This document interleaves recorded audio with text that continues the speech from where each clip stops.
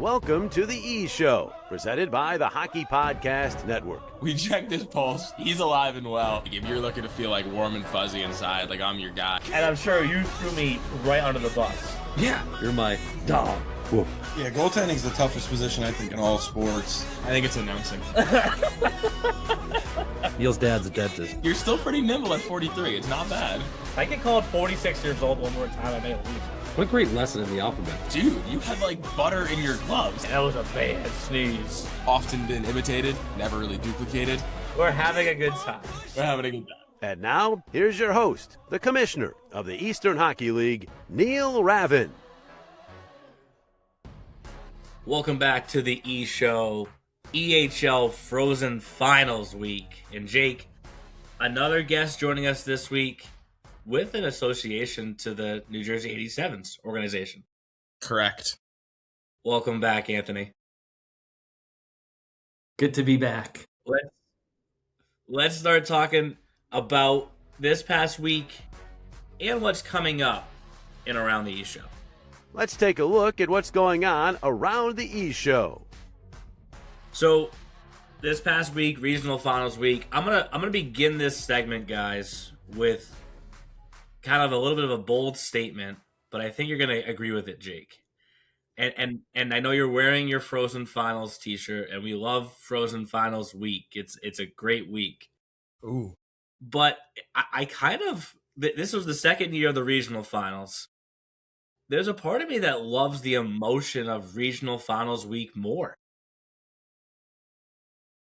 Yeah, I think it feels a little bit more rivalry heavy, I guess. Okay. You're talking especially in the Northeast, rather, because they see each other a ton. I mean, the Bears in Rhode Island didn't even see each other until that. So I'm not sure if they got the same level of emotion in the EHL. I'm sure it was like that in the P show. But, in the EHL, you had a team that went 4-0 against the team that just beat them in the regional finals. Like, that was a huge motivating factor for the Seahawks Hockey Club.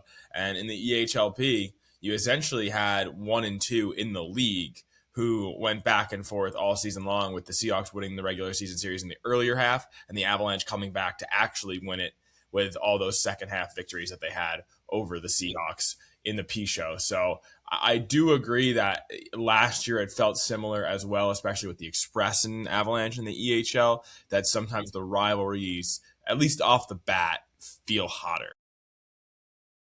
And maybe there's something to say to the fact that, like, if you make it to Providence, not that any team that's made it is content with losing this weekend coming up, but there still is that, like, what if you get knocked out right before? Yeah. So I agree. But sometimes you'll see guys like take it harder there than they do at Providence. Yeah. True, but I guess it's just the intensity in the buildings. Maybe because it's a little bit smaller, the buildings, compared to Providence too. Providence is a little bit bigger, not huge by any means, but a little bit bigger. That's a good point too. Than what we're in. But I'll say one thing I do like about regionals is by having it at the Division III ranks and campuses, where you get to see guys who are in the EHL. I was talking with Ryan Hacker during that Bears HC Rhode Island series, and Owen House is also there. And that's a great point. I think being in that Division III setting adds that different kind of atmosphere as opposed to being at a Division I rink. And what's especially cool too about being at the Toyota SportsPlex is that there are 2 colleges that play there, Wilkes University and Misericordia. And 100%. At our regional final, Neil, we had Corey Cashel, Aaron Sawicki, Jeremy Zecker, and Isaac Saljugi on the Seahawks side. And then we had Owen Guerin, Rory Andrell, Jake Hines all showing up for the Avs. I don't know if you got to see those guys, but they were all there. No, I did not see all those guys, but it felt like the building was packed. I mean, yeah. And Anthony, you talk about those 2 teams that play out of the building in Wilkes-Barre and the AHL team, the Wilkes-Barre Scranton Penguins. When I showed up on, this is where all the days blur together, Thursday, got down there the day before, they were having some sort of like tailgate before a fan bus departed from the rink. It was wild. Like, So that was kind of a cool thing to pull up to because the Misericordia coach was like, I thought those were your guys. I was like, no, our guys get here tomorrow because Jake, the Rhode Island families, they tailgate a lot for their games. Yeah, we had apparently some tailgaters at Babson College. Dude, I don't know what it is with the two greens, but I start to say the wrong one every single time. Well, let's work from we'll call it south to north because we're coming back north now with Providence. And we'll talk about the regional that Anthony was at first. And we'll focus on the EHL series first. And it was the only series that ended in 2 games. And we talked about this last week of the podcast, Anthony, and the week before. It goes in as a sweep.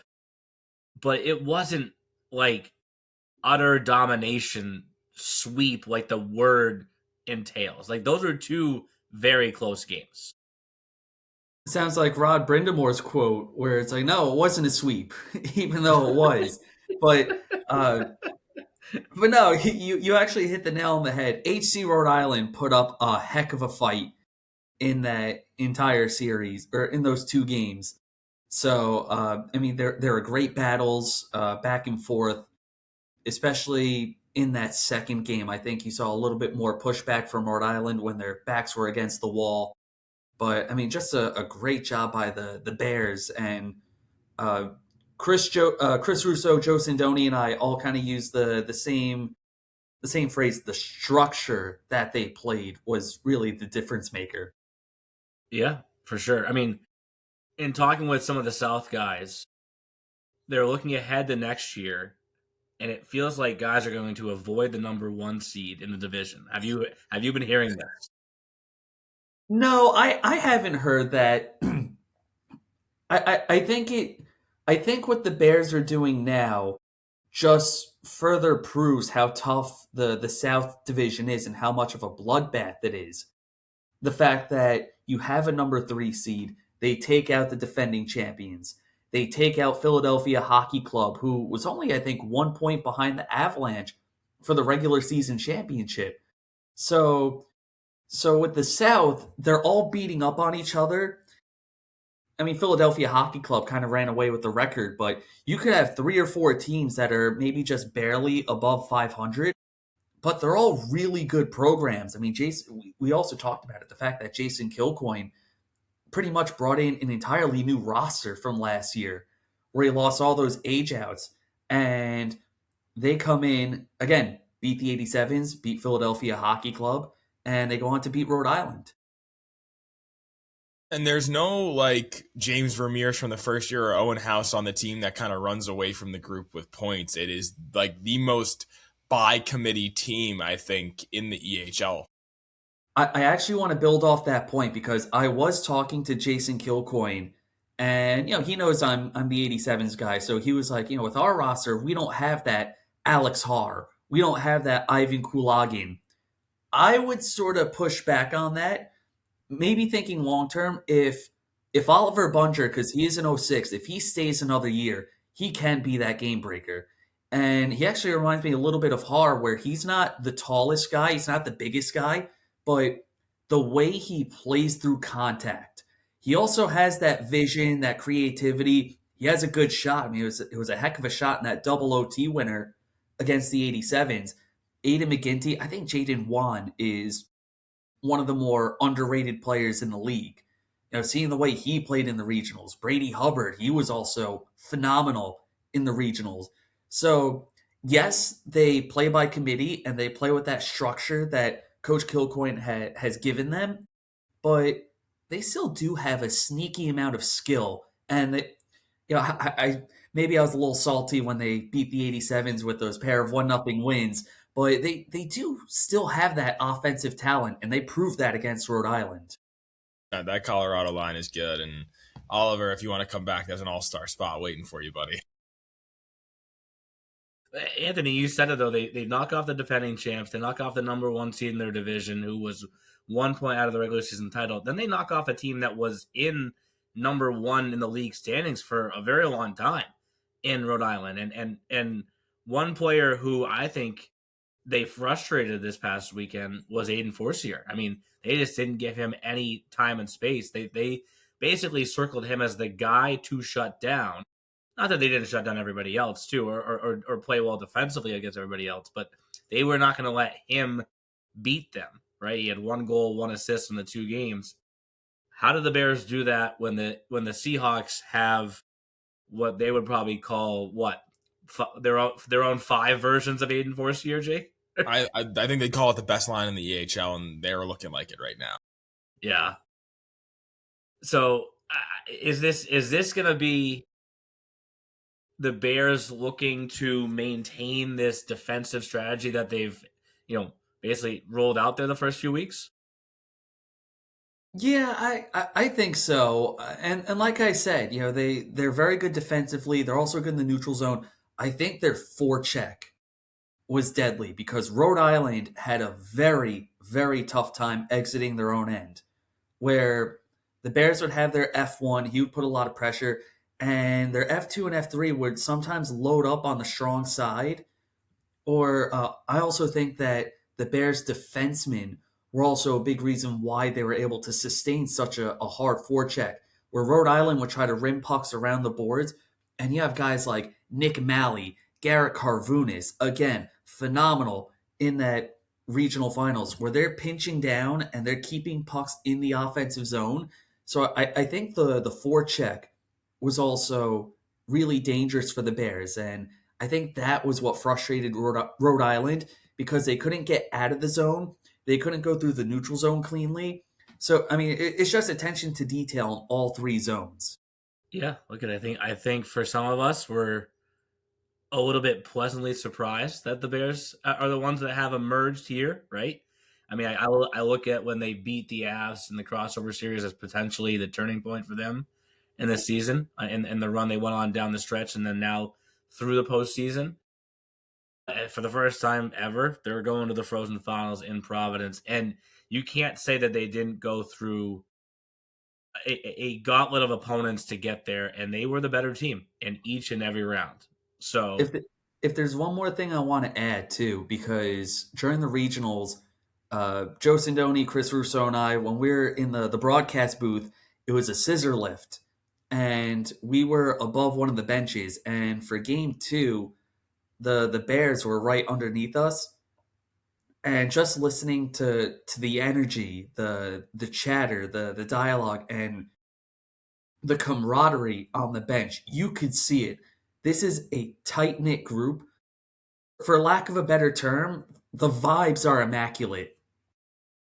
Yeah, because we talk about how they buy in, but you can see how they're all playing for each other. Not that other teams haven't, but just more so. You talk about intangibles, and I know sometimes fans could roll their eyes at that term, understandably so, but they are a very tight-knit bunch. Just the way they have all come together in this postseason, I think that's also something that's making them very dangerous heading into Providence. Yeah, for sure. Just got the text from Bunge. I will be back. Don't you worry about that. Wow. Live. I want to go to the EHLP series next, then work north from there. Because, Anthony, this is the second straight year. I mean, this is the second year of the regionals. We've already covered that, right? Next year will be the third because it's not going anywhere. But if for some reason next year I go to the Mid-Atlantic first again, and the 87s are there in some form again, whether it's EHL, EHLP, or both, and they lose game 1 again, but then come back to win the series when I'm not there. I mean, I thought it was over, Anthony. I'm just telling you, I thought it was over. You never bet against the 7s in April. That should be the slogan of the EHL. Obviously, when your best player shows up, a lot can change.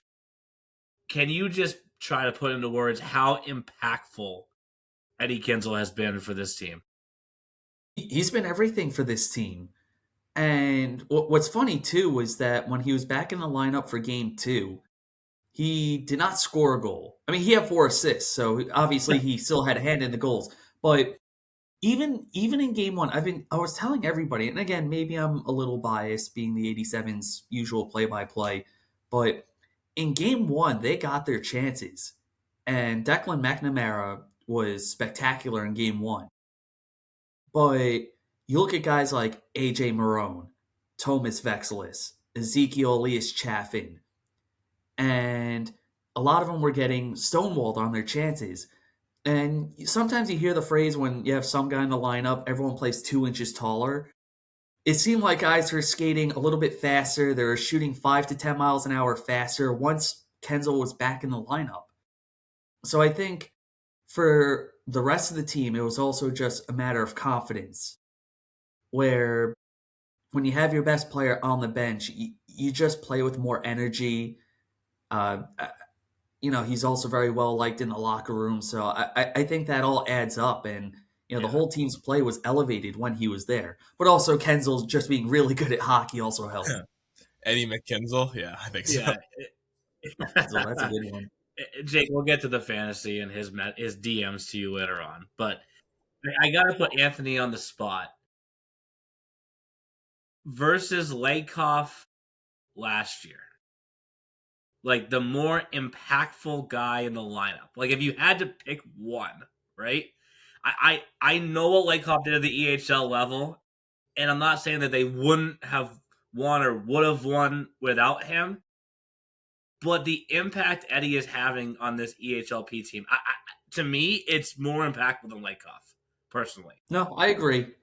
And I might hear from Cam Pape later, but I think the EHL team last season had a little bit more depth, where you had guys like Landon Adams, J.D. Schoenecker, Dale Campbell, who is a really good pickup, Nate McFarlane, and you still had a year younger Alex Haar, Ivan Kulagin. Those guys are still really good for the team. And I think the depth was a little bit better in last year's EHL team than the EHLP team this year. Not to take away from guys like Vexelis, Marone, Elias Chaffin, who we were just talking about. But I'd agree with that sentiment. Kenzel definitely has a much bigger impact with this P team. It feels like he's almost willed them to Providence. And, we're going to get to the EHL, but, the year, Anthony, and you won't like that I'm saying this, but the year that there's no Avalanche or 87s in any form in Providence, when was the last time we had that, Jake? No, not Never. any.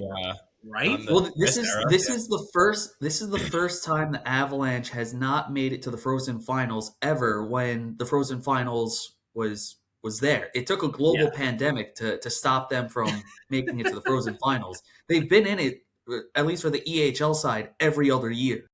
I guess what I'm getting at is we still have two of them, right? We still have both teams at the EHLP level, right? Yeah. There's been years where we've had three of them or even four of them, right? Yes. There's going to be a year that comes, Anthony, and I have no idea what year that is, but 2031.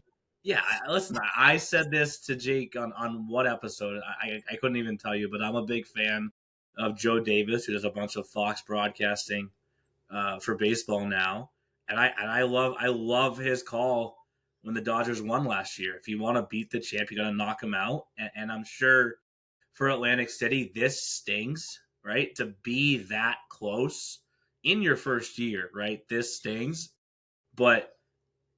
And I'm sure it wasn't a happy mood afterwards, Anthony, but if you're AC, it's probably not even in the drive home, but at some point here, they have to be able to take a step back and say, what a run we went on in our first year. They have a lot of nascent hockey stars in the making. You look at Rick Sandman, Chad Niederman, Ben Meyer, Andre Radkovich as an 08, and to see what he did. He didn't put up the most amount of points in that regionals, but Chris said it best, that he looked like the best skater on the ice. He had the puck on a string. His vision, his creativity was just unparalleled. I thought the Seals also did a really good job on the transition game. It kept the 87's defensemen on their heels. And to see what that group of players did, again, where most of them were 07s or 08s, like that's impressive. And whether those guys come back to play for the Seals the second year, or if they rightfully so move up to the EHL, a lot of those guys can become impact players. For sure. To the Northeast we go, Jake, and I was told the first day was very calm, not a lot of drama in the rink. Is that an accurate statement? Dude, I gotta take a sec to remember the first day. That was okay. That was the Seahawks 1-goal wins. Yes, it was super calm. It was super calm. But then supposedly when I showed up, things went crazy. Well, dude, you show up on elimination day, right? So someone's going home. You heard from Coach Z, at the end of the night, after both his teams lost on day 2. He's the hardest thing to do is end another team's season. There's a different level of desperation. So there's obviously going to be, higher stakes and more drama on those day 1s and day 2s and day 3s versus day 1s. Probably got a little bit more than we bargained for on day 3. But all's well that ends well, I guess. But day 1 was sweet. Unfortunately for the Seahawks P show, dude, the whispers of last year against the Wolves began that day. And, eking out the 1-goal win, hanging on sort of by a thread in the final 10 minutes of game 1. And, it's just so hard. And I was talking to Dan K about this. I want to see Pies and Hutch this week, but I also want to see Carson and Oren this week. It's just it's so brutal that, these amazing guys that we've spent all year with are going to go home. And that's definitely the hardest part. But, you saw 2 teams that weren't the better team on day 1 win. And then, the Seahawks EHL felt like they were the better team on day 2. They lost by a goal. The Seahawks in the EHLP created a ton more than they did on day 1. And they ended up losing in overtime. An overtime that was all Avalanche. Just spent the entirety of that overtime period. It wasn't a long overtime period in the attacking zone. But, just to reiterate in the P, just what they did last year, it's got to be so hard for that group to lose it the same exact way. And we're talking the same exact way. Literally just pulled up the scores, Jake. I mean, last year, again, when I wasn't there on the first day, we're going to get this whole Seahawks thing because I really appreciated what Nikki said to me at the end of the day yesterday. We'll get to that. They beat the Wolves 2-1 on the first day last year, right? This year, in regulation, they beat the Avs 3-2. It's a 1-goal game, right? Last year, day 2, they lose to the Wolves in overtime. This year, day 2, they lose to the Avs in overtime. Now, game 3 was tight for a while before the Avs pulled away, but 5-1 to the Wolves last year, 4-1 to the Avs this year. It's the same exact thing. And the way the Seahawks first period, that was the best 20 minutes I felt they played the whole series. Yes. And my brother said it. He's like, they needed one in that first 20. They needed one in that first 20, and it felt like that come the end of it. But I went into that weekend telling you that Adam Quinn was the best player in the EHL this season. And oh my goodness, did he prove that? And it's interesting because after game 1, which the Seahawks will tell you right now, they felt like they did not necessarily deserve. Clifford stole that game for them, but they feel like they were the better team in games 2 and 3, and they were 100%. But in game 1, that was Braden Clifford doing what he does best, and he stole that game for them. But, talking to the DeGeorge line after that game, they were like, from last round to this one, we're not used to playing that defense where they're on you that quick, they're in position that quick, and they felt like they needed to adjust. And what they did in games 2 and 3, to sit down and figure out amongst each other what they need to do to get more going. And then from Quinn to score 2 goals in game 2 to a hat trick in game 3, it's that's just doing your homework. And well executed. Their PK went from costing them the game in game 2 to securing them the win in game 3. the resilience of that team was so impressive, and the way they exited the locker room after game 2, like every single one just walking by me like, yeah, we got it. We're not panicking at all. And Colin Duffy was just like, don't worry, like we got it. Jake Roberts was just like, we got these guys tomorrow. It's no problem. Like they are the most unfazed group, and they proved it down 3-0 in the first period of last series. Like you have to have that. And listen, the Avalanche proved it as well. They did, down 3-1 in an elimination game to this round, down 4-3 in an elimination game last round against the Wizards, and winning both those games. They showed arguably more resilience than the team that made it all the way to the finals last year. And, just from a personal standpoint, easily my favorite Avalanche group that Coach Sorella has had in my 4 years in the league. And it hurt to see a lot of those guys go. Yeah, and listen, it go back to that Joe Davis line. That's the one team, the Seahawks, that knocked out the champs, the guys who made it every year. Anthony touched on this. The Avs have been there every single year. Even the pandemic year, they still ended up that following year we had in Philly at that Frozen Finals, right?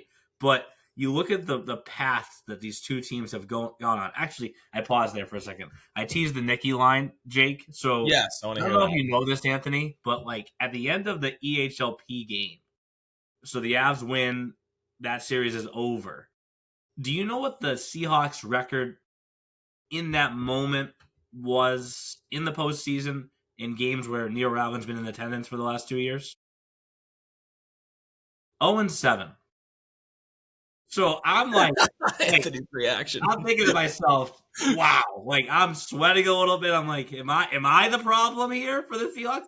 If I am, like, something's got to give. I mean, I mentioned this to you also, Anthony. Like last year, I left the 87s when they had lost both in Hartford. I left when they had lost just the EHLP this year. I don't believe in a lot of superstition, but like these coincidences are like adding up here. It was after last year, I was like, it's just silliness. And then after this year, I'm like, dude, you may have to like watch the game on Flow from your car.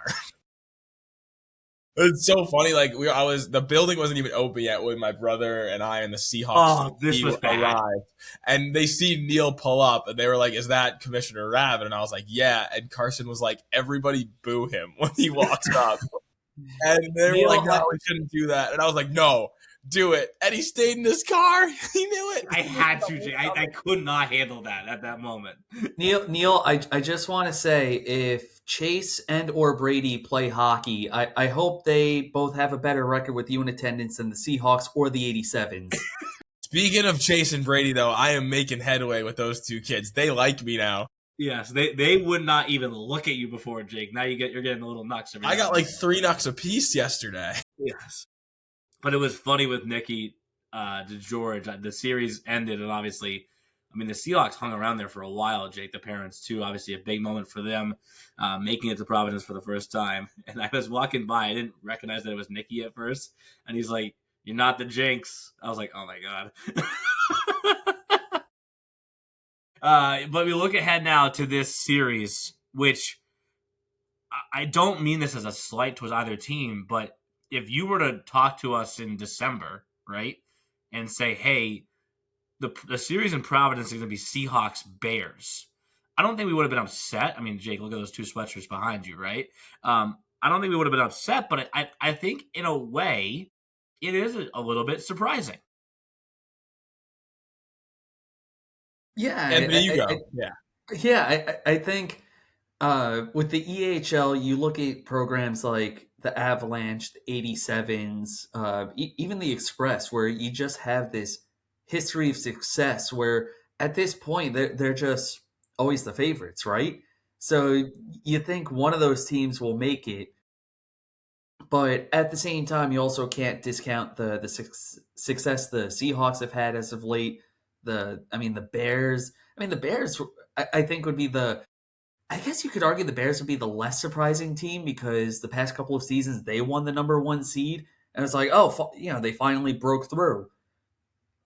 But I guess still not a combination you would really expect. It's unique for sure, but I think that's good for the league. You kind of think maybe it's going to be like one of the two breaking through in a year, but to get 2, like, no, this is not an insult to the other teams, but like it's exciting when you get these fresh faces. And I think the thing is with the Seahawks is they felt like they were the best team, at least in the East Division throughout the regular season, regardless how those close games went with the Express. And outside the Express, the Seahawks took care of, 1 point's worth of more business than the Express. And that's why the Express had to go through the Cape in order to get through them, and they couldn't. And for the Seahawks, to get through the Avs, another team that they struggled against in the regular season, it just goes to show how little that matters. And then for the Bears, you talk to those guys all throughout the season, and Bunge, Molly, Killer himself would tell me, this is a team that's built for playoffs. This is a team that's built for playoffs. And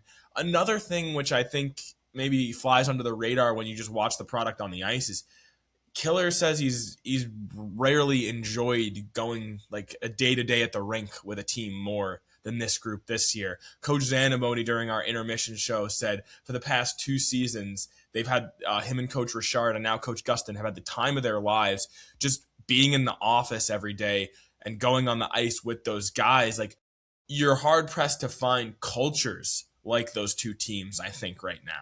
Yeah. I bring it up because, like, yes, Anthony, I think both teams were due, but we forget this was the Bears' first postseason win this year. Yeah. Then series win.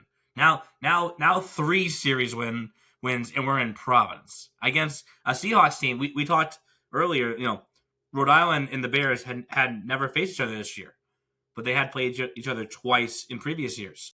The Seahawks and Bears had never faced each other until this season, and that was 4-2 just back in March. We're getting matchups, Jake, you just said that, like, it's exciting because it's so rare. Like, we have these 2 teams now who are meeting somewhat in the middle, probably a little bit closer to the Cape, but not that close, at this neutral site venue that we've been able to kind of make our home for the Frozen Finals. And right before you got on, Anthony, Jake loves the non-existent EHL Sportsbook, but we were talking about like who the favorite in this series is, and it's on paper it's almost a toss-up.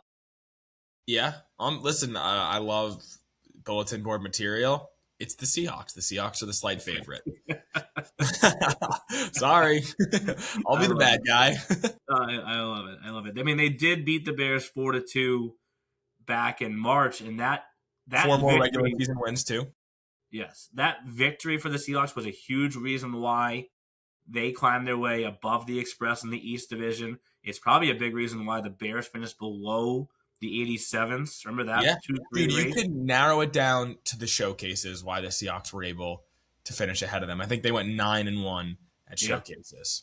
Yeah. So this is a very exciting EHL series that, following last week's podcast title, these are new faces, right? In a new place where they never played before in Providence.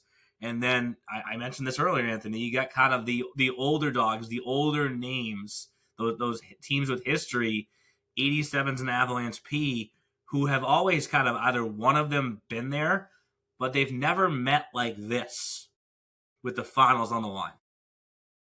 Yeah, and I mean, the Avalanche has, at the EHLP level, or actually both levels this season, the Avalanche has had the 87s number. But you could argue the same thing happened last season. You see how it turned out where the 87s are able to win in a 3-game series. So I guess it just sort of adds to the whole adage that the regular season means nothing at this point. 7s in April, dude? You can't do it. You can't do it. I would just hold on to my wallet when it comes to the P series. Yeah. If I was logging on to ehl.sportsbook.web. Hey, you guys know me. Me personally, I'm not a betting man. I just narrate the games and leave it at that. So. Yeah, no, I'm all deep inside the insider trading here. I was getting comments on that from like some of the parents that listen to the podcast. They were like, "When are we opening up the sports book that we hear you talking about?" It's like, dude, I'm ready. I'm trying to talk Commissioner Rabbit into it. Is there any revenge that the Avalanche can gain for the organization for last year? I mean, it's the P series, not the EHL series. Your EHL team just got knocked out. Is there any of that there, or is this just a matter of? I guess we said it with the Bears, right, and the Seahawks. Avs P has never won it all, right? They do. I guess you could argue that. I mean, I remember I think it was my first time going to the Frozen Finals. I got to call the series where it was the New Hampshire Avalanche and the Boston Junior Rangers, and that game went into overtime. And I think that was probably the closest that the Avalanche has gotten. But also, I think 2 years ago when I believe it was when Zach Gruber won in double overtime against against the Railers, where that was still the round robin format, and the 87s beat the Avalanche. And I think that was Frankie Smith who made like 50-something saves.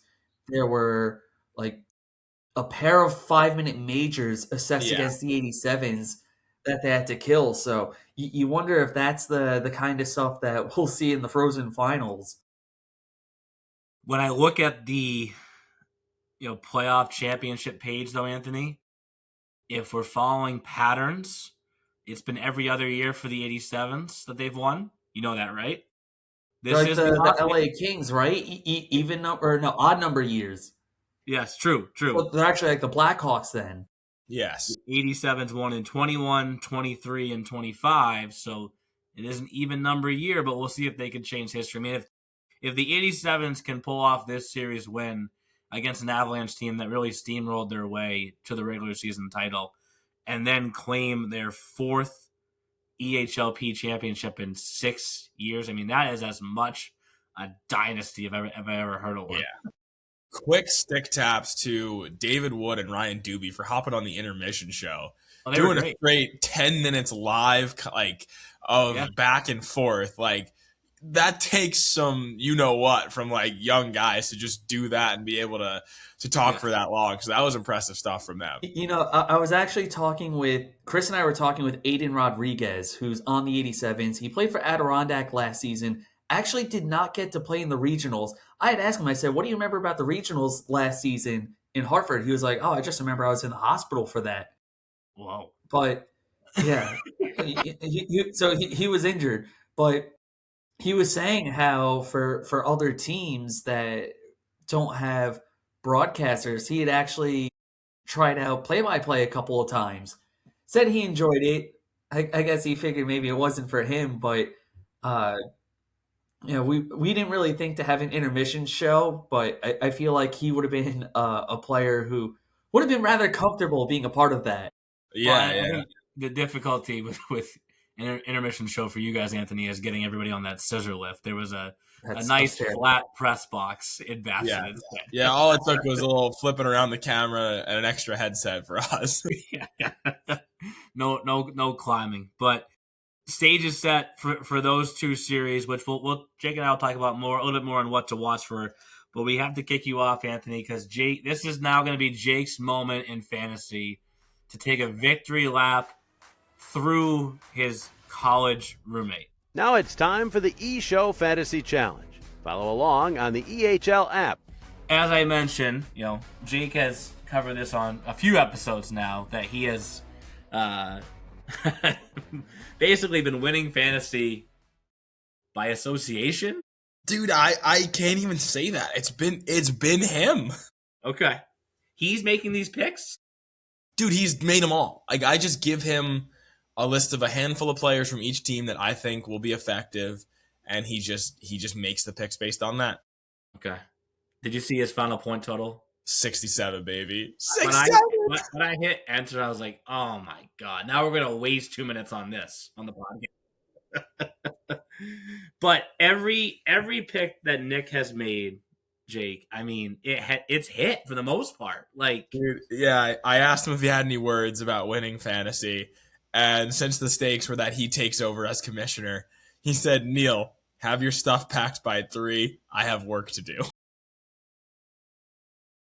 Listen, if yesterday's second game goes differently, I think the Seahawks are helping me pack at that point, right? So, like, Nick, it may be time for you to take over then, for sure. So, But listen, I know this is the end of the fantasy challenge, and I think personally, just watching how the players react when they get picked, and the messages that you get, right? Like, Yeah. It's just that little extra juice that makes it feel that much more special. Eddie Kinsel was so sad. Like 3 emojis of sad faces, sad that he wasn't able to make the first game and that Nick might have been trailing. And then he shows up and he like is the guy. And Nicky DeGeorge like said to me, he was like, tell Nick that if he picks me again, like I'm gonna empty the tank and give it all I got. And it's like, you're saying that for this stranger 200 miles away from the Cape. And I know he feels that way about his teammates too, but it's just so funny that like the players do get wrapped up in this, and it does make it more fun when they're like asking about it. For sure. And listen, even without Eddie, he still wins. Without Nick, he still wins. Crazy. His picks were that good. So Nick knows puck, man.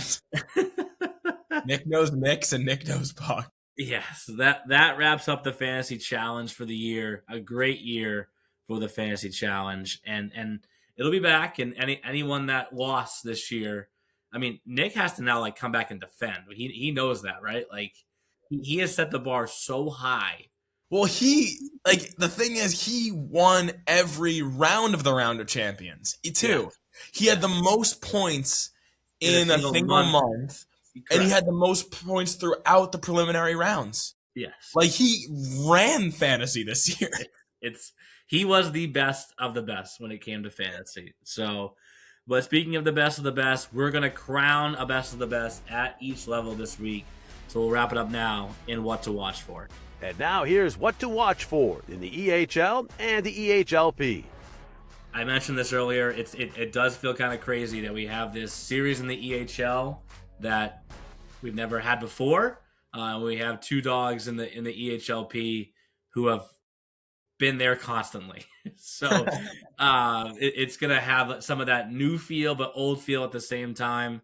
And to be honest, it's a great pair of matchups for the league. And I think if we learned anything from Providence, Jake, it's never go in with a completely set expectation, because you never know what's going to happen.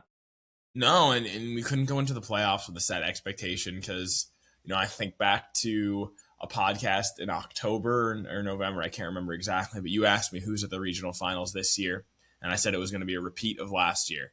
And oh, did I hear it. From one team that didn't get to play any playoff hockey, and the other team was the Seahawks that I heard it from. So, one of those teams got to prove me wrong, and I think they relish in that for sure. Yeah, listen, and you got both sweatshirts behind you. I mean, those are just 2 teams that have just embraced everything that we're about in this league. Oh, yeah. I couldn't ask for better human beings to be there this year, which is going to make it so hard. Because, think about how many times I've been at Flemington Ice Arena and how many times I've been at Tony Kent.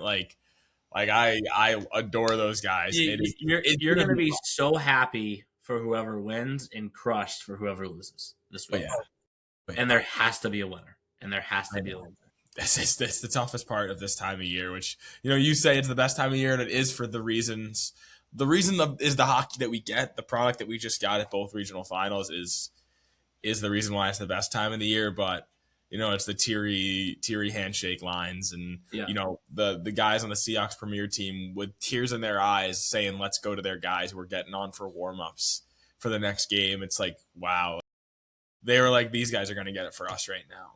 Yeah. Dude, what a league. What a league, dude. It only happens when you have 3 letters, man. Yes, for sure. So let's end this the same way I have the last few rounds with you. But now you just only have 2 series to choose from. 3 and 3, baby. They're both going 3. You knew the question before I even asked the question. Yeah, I'm more confident in the E series going 3 because listen, 8-7s, heavy underdog. I'm talking like plus 220 for the Avs. All right, I'm talking plus 220. 2 regular season losses versus the regular season champions, boys. You guys got something to prove, but you never bet against the 7s in April. But you're saying right now to end this podcast, we're gonna have a full Saturday. Yeah, full championship Saturday, just like we did here at Babson Skating Center. Got it quickly this time. There you go. Well, we will recap the Frozen Finals next week. I do have to pinch myself, Jake. It is officially Frozen Finals week. We got here quickly, but it's time to crown 2 champions. You know it's Frozen Finals week when the Basile parents are getting the dog to the sitter. That's how you know. Because they will be here for every single game. I can't wait to see them. And we'll see everyone in Providence this week. And if for some reason you can't make it to Providence, the media coverage will be amplified like it always is. And as always, every game streaming live on Flow Hockey. We'll see you in Providence. Thanks for listening to The E-Show, presented by the Hockey Podcast Network. Learn more about us at easternhockeyleague.org and follow us on all of your favorite social media platforms. Also, be sure to subscribe and get notified when our next podcast episode is released.